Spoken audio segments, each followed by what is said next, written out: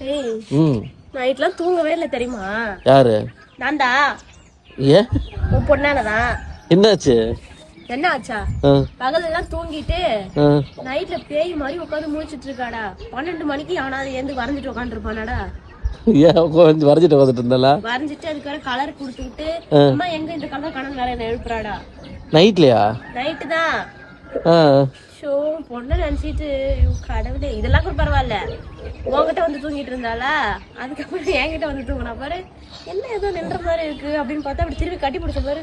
அம்மா இது நானு, கை வலிக்குது லைட்டா, கையை எத்தாடுன்னு தூக்கத்திலேயே சொல்றா வேற. கீழே வந்துட போற பல்ல வந்தாண்ட. அப்புறம் என்ன பண்ணா? அப்புறம் என்ன பண்ணா, இன்னைக்கு லீவ் போட பிளான் பண்ணா. அப்படியா? வெயிலா இருக்கு போல. ஆமா.